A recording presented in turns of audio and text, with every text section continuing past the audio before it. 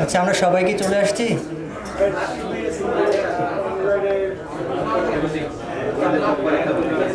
বিসমিল্লাহির রহমানির রহিম।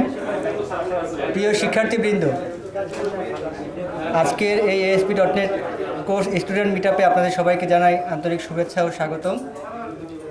আমরা আশা করছি আজকের এই অনুষ্ঠান হবে শেখার, শেয়ার করার এবং একসাথে বড় হওয়ার একটি সুন্দর উপলক্ষ।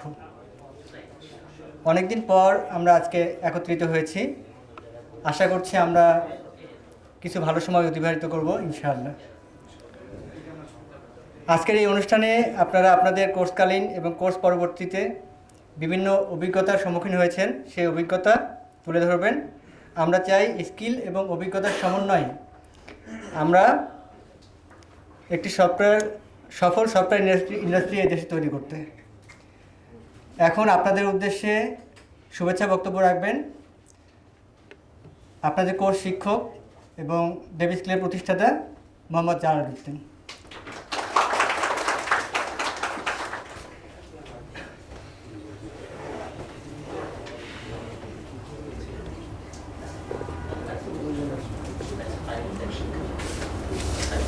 আসসালামু আলাইকুম। অনেকদিন পর অনেক ব্যাচের শিক্ষার্থীদের একসাথে দেখতে পাচ্ছি। এই দিনটার জন্য আসলে অনেক দিন ধরে অপেক্ষা করছি। কারণ হচ্ছে যে আমাদের অনেক শিক্ষার্থী আগে বিভিন্ন সময়ে আমাকে রিকোয়েস্ট করেছিল যে স্যার আপনি হচ্ছে গিয়ে এরকম একটা মিট আপের আয়োজন করেন, এবং হয়তো এটা আরও 2 বছর আগেই হতে পারতো আর কি। তো বিভিন্ন কারণে দেখা গেছে যে একটু দেরি হয়ে গেল, কিন্তু আমরা তারপরে শুরু করলাম। আর এই যে শুরুটা হলো, ইনশাল্লাহ আমরা এটা চেষ্টা করব কন্টিনিউ করতে আগামীতে। আমরা আগামী বছর আবার এরকম একটা ইভেন্ট যেন করতে পারি, সেই বিষয়ে আপনারা দোয়া করবেন। তো আজকের যে ইভেন্ট, এই ইভেন্টটা আসলে আমরা দেখা গেছে যে সবাইকে নিয়ে করতে পারিনি। প্রথমত যেটা হয়েছে যে আমাদের রেজিস্ট্রেশন আরও বেশি হয়েছিল। আপনারা দেখতে পাচ্ছেন যে আমরা যে ভেন্যুটা সিলেক্ট করেছি, এখানে আসলে আমাদের আসন সংখ্যার একটা সীমাবদ্ধতা আছে। তো আমরা হচ্ছে চেষ্টা করছিলাম যে এই ইভেন্টটা আমরা আয়োজন করার পরে এখান থেকে আমাদের যে অভিজ্ঞতা হবে সেটাকে কাজে লাগিয়ে আগামীতে আর একটু বড় পরিসরে যদি আমরা ইভেন্ট করতে পারি তাহলে ইনশাল্লাহ ভালো হবে। তো এজন্য আর কি আমরা সবাইকে এখানে আমন্ত্রণ জানাতে পারিনি, আমাদের আরও বেশি রেজিস্ট্রেশন হয়েছিল।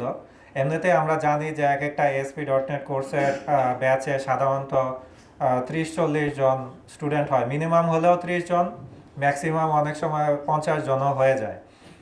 তো সেই ক্ষেত্রে এখানে দেখা গেছে যে আমরা এক একটা ব্যাচ থেকে প্রথম দিকের ব্যাচ যেগুলো ছিল আমাদের 1 2 3 4 5 পর্যন্ত দেখা গেছে যে 2 3 জন করে রেজিস্ট্রেশন হয়েছে আর কি। পরের দিকের ব্যাচগুলোতে আসলে দেখা গেছে যে বেশি রেজিস্ট্রেশন হয়েছে, ব্যাচ 7 8 10, যেটা স্বাভাবিক যে আমাদের কর্মব্যস্ত জীবনে আমরা যখন প্রশিক্ষণ শেষ করে ক্যারিয়ারে চলে যাই, তখন দেখা যায় যে আমাদের ব্যস্ততার কারণে, অফিসের বিভিন্ন রেসপন্সিবিলিটির কারণে আসলে ফ্রি টাইম বের করাটা খুব ডিফিকাল্ট হয়ে যায়।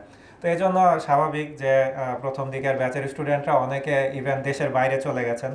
আমি পার্সোনালি জানি ব্যাচ 1 2 3 থেকে অনেকেই হচ্ছে গিয়ে যারা বিদেশে চলে গেছেন 4 5 পর্যন্ত, তাদের অনেকের সাথেই আমার কথা হয়েছে যখন তারা বিদেশে চলে যায়। তো এরা অবশ্যই দেশের বাইরে আছে, যদি দেশে থাকতো তাহলে উপস্থিত হতো।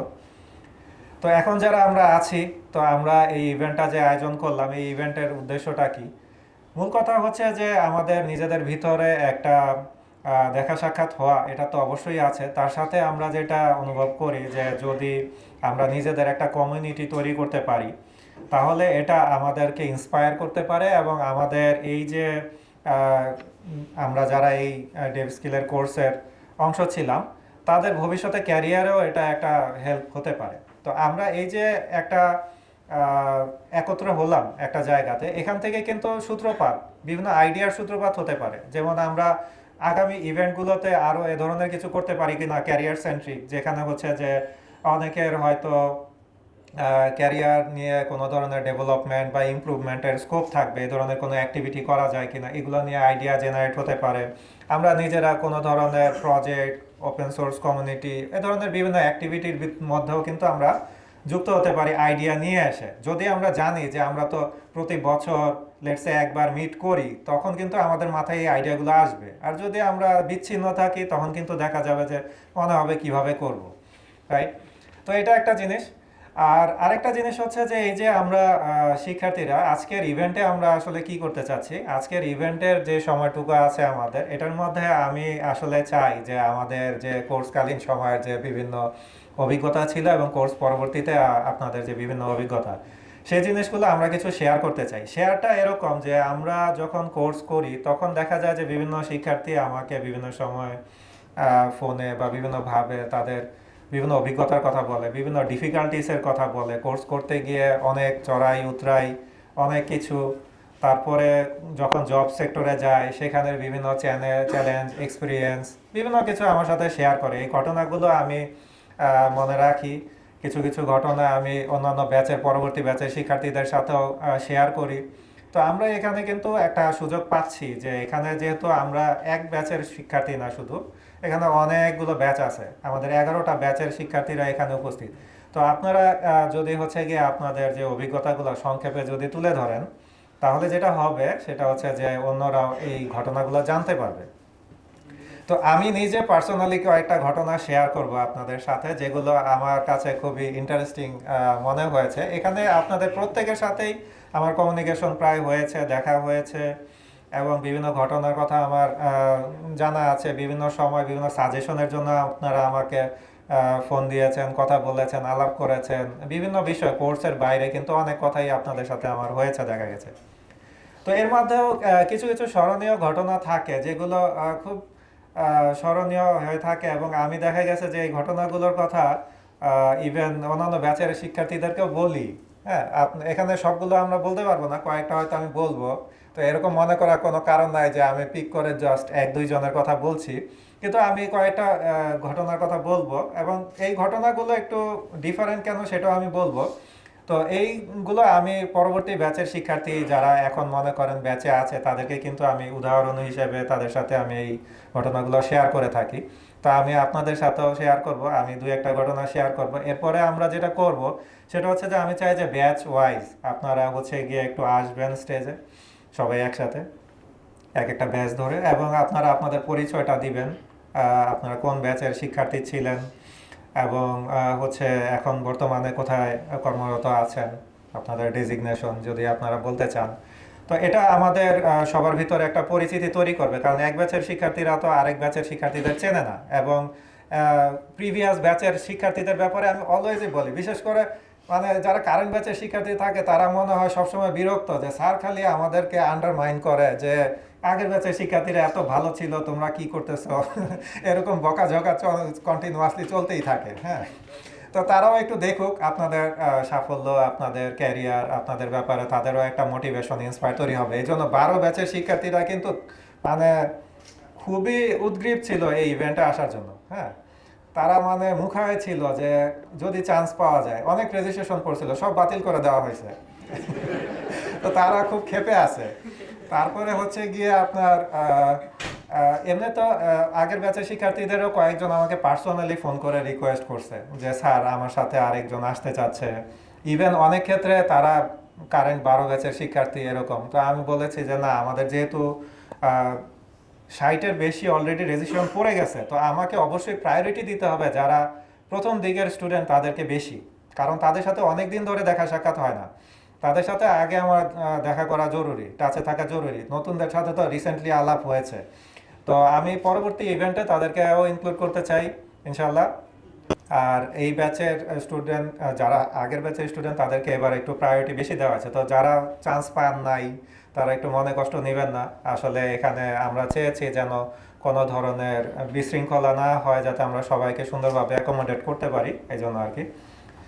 তো ধন্যবাদ সবাইকে এখানে উপস্থিত হওয়ার জন্য এবং এই ইভেন্টে অংশগ্রহণ করার জন্য, এবং আশা করছি যে ভবিষ্যতেও আপনারা আমাদের সাথেই থাকবেন এবং ইভেন্টগুলোতে আসবেন। এভাবেই যতই কর্মব্যস্ততা থাকুক একটু সময় করে আমাদের সাথে যোগাযোগ রাখবেন। আর একটা ঘটনা দিয়ে আমি শুরু করতে চাচ্ছি। তারপরে মাঝে মাঝে আমি আবার আপনাদের ঘটনা বা আপনাদের গল্পগুলোর মাঝে মাঝে আবার ইন করে একটা একটা করে শেয়ার করবো আর কি, কন্ট্রিবিউট করব। তো আমি যে এখন যার কথা বলতে চাচ্ছি সে সম্ভবত ইভেন্টে আসে নাই, হ্যাঁ। তো আমি খুব চাচ্ছিলাম যে সে আসুক। সে আসলে ব্যাচ 1-এর শিক্ষার্থী ছিল, হ্যাঁ। তবে এখানে আবার আমাকে আবার একটা সাব ঘটনা উল্লেখ করতে হচ্ছে, ঠিক আছে, সাইডলাইনে গিয়ে। সেটা হচ্ছে যে এই যে ASP.NET কোর্সটা আপনারা করলেন, এটার ব্যাচ 1 কিন্তু আসলে সত্যিকার অর্থে ব্যাচ 1 না, ঠিক আছে। এটার আগে আরেকটা ASP.NET এর ব্যাচ হয়েছিল, হ্যাঁ, যেটার কোনো রেকর্ড আসলে আপনাদের কাছে নাই। কারণ হচ্ছে যে ওই ব্যাচটা আমি আসলে আমাদের অফিসে ফিজিক্যালি কন্ডাক্ট করেছিলাম, এবং এই ঘটনাটা আমি ইভেন নতুন ট্রেনারদেরকে এখন ইন্সপায়ার করার জন্য বলি। তো সেই সময় যখন আমি ফিজিক্যালি ব্যাচ চালু করি, তখন যেহেতু আমরা নতুন কোর্স চালু করছি, তো আমি ব্যাপক ডিসকাউন্টও ডিক্লেয়ার করলাম এবং প্রচারণা করলাম, কিন্তু মাত্র রেজিস্ট্রেশন হয়েছিল 3 জন পেমেন্ট করে কোর্সে ভর্তি হয়। তো 3 জনকে নিয়ে ক্লাস করাতে হবে এটা চিন্তা করে তখন আমার কিন্তু খুবই ব্যস্ততা। আমি বিদেশে আমেরিকান কোম্পানিতে হচ্ছে গিয়ে ওখানে কনসালটেন্সি করছি আর্কিটেক্ট হিসেবে, আমার প্রচণ্ড চাপ কাজের। তো তার মধ্যে আমাকে 3 জন নিয়ে ASP.NET এর ব্যাচ কন্ডাক্ট করতে হবে, এটা চিন্তা করে আমার খুবই ডিমোটিভেটেড লাগছিল। কিন্তু আমি চিন্তা করলাম যে না, আমি দায়িত্ব নিয়েছি, আমি এটা কমপ্লিট করব। তো সেই 3 জনকে নিয়ে যখন ক্লাস শুরু করলাম, তো ক্লাস শুরুর 1 সপ্তাহের ভিতরে একজন ক্যান্সেল করে দিল যে সে আর কোর্স করবে না, থাকলো বাকি 2 জন। তো এখন আমি ল্যাবে যাই প্রতিদিন, অফ ডেতে ক্লাস হয় শুক্র শনি। তো আমি বাসা থেকে হচ্ছে গিয়ে শুক্র শনি অফিসে যাই ওই 2 জনকে ক্লাস নেওয়ার জন্য। তো তারপরে 1 মাস 1.5 মাস পরে, 3 মাসের কোর্স ছিল, 1.5 মাস পরে আরও একজন বলল যে অফিসের কারণে, ব্যস্ততার কারণে সেও কন্টিনিউ করতে পারবে না। তো থাকলো বাকি কি একজন শিক্ষার্থী, ঠিক আছে। একজন শিক্ষার্থীকে নিয়ে বাকি 1.5 মাস আমি হচ্ছে গিয়ে ল্যাবে 1-to-1 ক্লাস নিয়েছি। তো সেই ব্যাচের পরেই আমি হচ্ছে গিয়ে অনলাইন বেসড কোর্স করলাম আপনাদের এই ASP.NET কোর্স, এবং সেখানে প্রথম ব্যাচেই কিন্তু শিক্ষার্থী 30 পার হয়ে গেল। এবং আপনারা দেখতেই পাচ্ছেন যে আলহামদুলিল্লাহ এই কোর্সে কত শিক্ষার্থী ভর্তি হয়েছে। এখনও বিভিন্ন জন রিকোয়েস্ট করে, ফোন করে ভর্তি হওয়ার জন্য। ভর্তি পরীক্ষা দিয়ে বাছাই করি, বিভিন্ন টেস্ট দিয়ে বাছাই করি। তারপরে আলহামদুলিল্লাহ মনে হয় আমাদের 400-র উপরে শিক্ষার্থী এখানে ট্রেন্ড আপ হয়ে গেছে। তো এই যে একটা ব্যাচ ছিল যেখানে আমাকে একজন স্টুডেন্ট নিয়ে ক্লাস করতে হয়েছে, পরবর্তীতে সেই শিক্ষার্থীটা আমার অফিসে জয়েন করে ডেভেলপার হিসেবে, এবং সে ইভেন আমাদের C# কোর্সের ট্রেনার হয়েছিল। প্রথম 4-5টা ব্যাচ, 3-4টা ব্যাচ, 4টা মনে হয় ব্যাচ সে কন্ডাক্ট করে C# কোর্সের। এরপর থেকে 5 নম্বর ব্যাচ থেকে সম্ভবত আমি হচ্ছে গিয়ে সেই কোর্সটা কন্টিনিউ করি আর কি। তো এখানে দেখা যাচ্ছে যে এফোর্ট আসলে যদি দেওয়া যায় এবং সেটা যদি সিনসিয়ারলি দেওয়া যায়, তাহলে সেটার আউটপুট একদিন না একদিন আসে। তো আমরা অনেক সময় দেখা যায় যে অল্পতে হতাশ হয়ে যায়, যে আমার শুরুটা খুব ভালো হচ্ছে না, হ্যাঁ। আমার কথা হচ্ছে যে এটার দিকে না তাকিয়ে আমাদের জাস্ট কাজ করে যেতে হবে, যে আমি জাস্ট আমার কাজটা করে যাই, এটাই হচ্ছে গিয়ে আমাকে স্যাটিসফ্যাকশন দিবে ইনশাল্লাহ। তো এই ঘটনাটার পরে পরের ঘটনাটায় আসছি। তো সেই ঘটনাটা হচ্ছে যে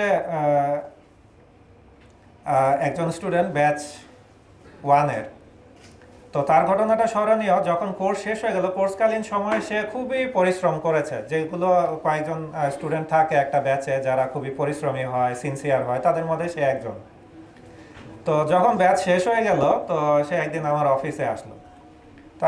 আসে বললো যে স্যার, আমার তো ব্যাচ শেষ, আমার অর্থনৈতিক সমস্যা খুব কঠিন, তো আপনি আমাকে একটা জবের ব্যবস্থা করে দেন।